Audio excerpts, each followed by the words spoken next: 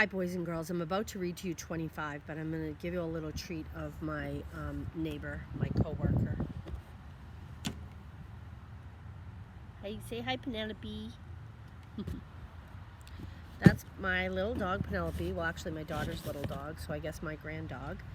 And she's just sitting here listening to me read this story. The story is Kate DiCamillo's Louisiana's Way Home. And it's published by Candlewick Press, and we are on chapter 25, and things are getting really good. I hope you've stayed with me this long. I am going to read chapter 25 with the permission of the publisher. I sat there until Burke Allen came walking out of the woods, and Clarence sitting on his shoulder. Hey, said Burke. Hey, Louisiana. Guess what? I got the whole thing planned out. I know just where to go and what bus to get on, and the whole thing. And just as he said that, I heard Reverend Obertask say my name. Louisiana, he said. I turned and looked behind me, and lo and behold, I saw the walrus and the blue fairy standing together at the top of the driveway. And even though Pinocchio does not encounter a walrus on his journey, Reverend Obertask and Betty Allen standing there together looked like something out of Pinocchio's story come to life. Reverend Obertask waved at me, and then he came down the driveway and took hold of my hand. He said, "Thank you for talking with me, Louisiana." I said, "You are welcome." And then Betty Allen said my name. Louisiana Elefante, she called out to me. I wonder if you would like to come help me bake the last cake, which is a marble cake. Me? I said. Yes, you, honey. Is a marble cake a cake with surprise marbles in it? I said. There's a recipe, said Betty Allen. The two of us will follow it together. Why don't you go up there and help her, said Reverend Obertask, and I'll get your suitcase out of the car. Clarence flapped his wings and took off from Burke's shoulder and flew away. Reverend Obertask let go of my hand. Go on, Louisiana, said Burke. I'll wait on you. The kitchen in the pink house was painted bright yellow, and being in that room with Betty Allen was like standing inside of the sun. What I'm going to have you do is measure out the flour and the baking soda and the salt, all the dry ingredients, basically, said Betty Allen. I said, I've never made any kind of cake before. Never ever, said Betty Allen. Nope, my granny does not believe in baking. Betty Allen put her hands on her hips. Well, for heaven's sake, what does she believe in? That was a good question. I considered it. Singing, I said finally. She believes in me singing. Betty Allen nodded. Reverend Obertask did say that you have a beautiful voice. Now, here's the flour, the salt, and what have you, and also a few bowls and measuring cups and spoons, and I'll just put you to work on this counter over here.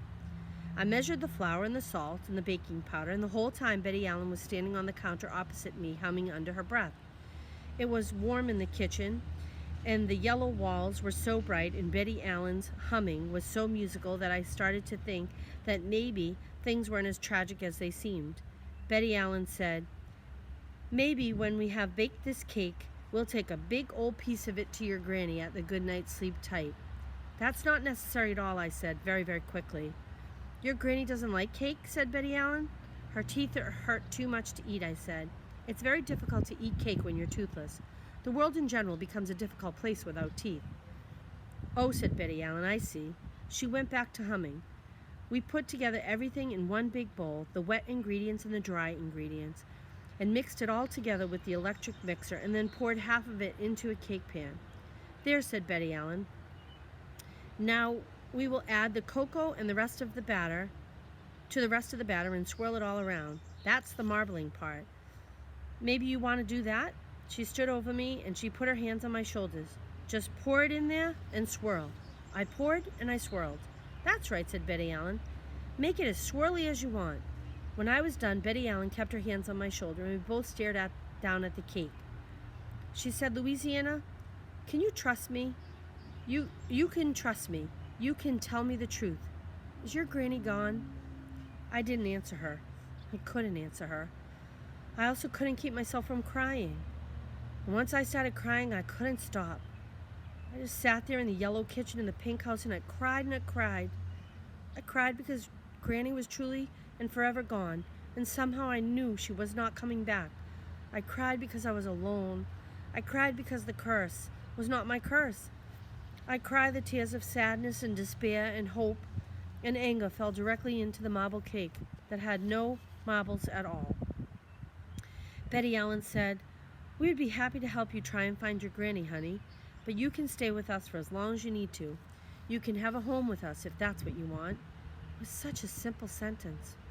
Why did it sound so beautiful and impossible? "Think about it," said Betty Allen. "I know Emma Stonehill over at Family Services. I could talk to her. Reverend Obertas could talk to her, too. We could find a way to make it work, honey." She picked up the cake pan and turned away from me and opened the oven door.